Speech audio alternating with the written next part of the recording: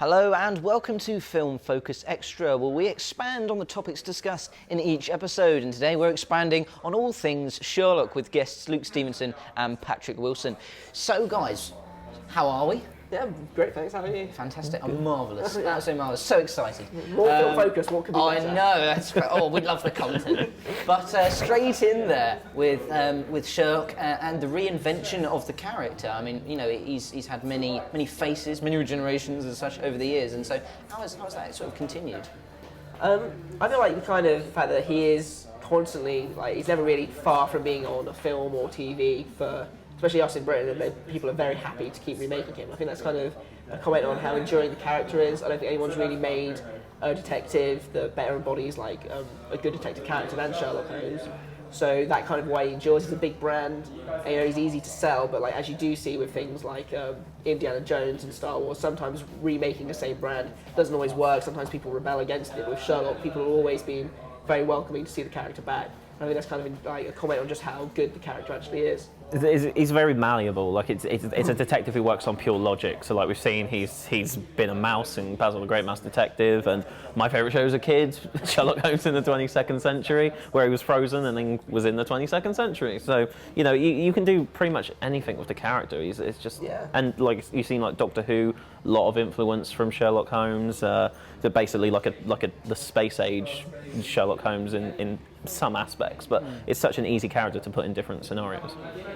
Very good. And do you think the sort of the fans and the audience have grown or decreased with with the progress of Sherlock into sort of more modern times? Well, you know, I think the new Sherlock especially, I don't think he's ever been bigger than what he is now. Like there are so many fans, there's so many mediums for us to get Sherlock from. Like you've still got the original books, you've got TV shows, you've got movies, and now you've got like oceans of fan fiction, and people really like get involved with the character.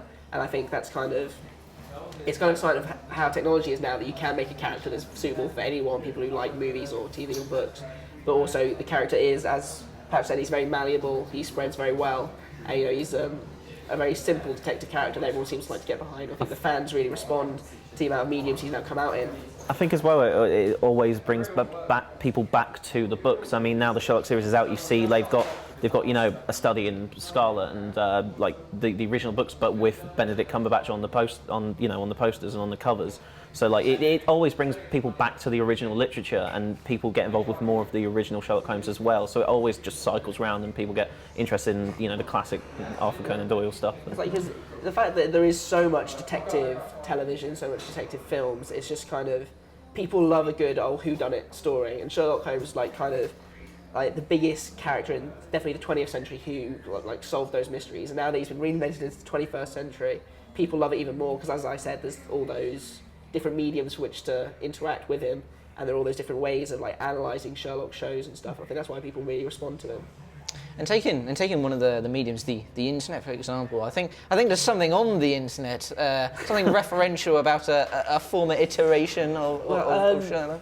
Well, this is from a post I saw on Twitter, which is a screen capture of something from Tumblr. The most reliable of sources, this is probably the most baseless claim I've ever made. But apparently in Star Trek 2009, Spock says, if you forget the impossible, whatever remains, however unlikely, must be the truth, which is a quote from a Sherlock Holmes novel, apparently.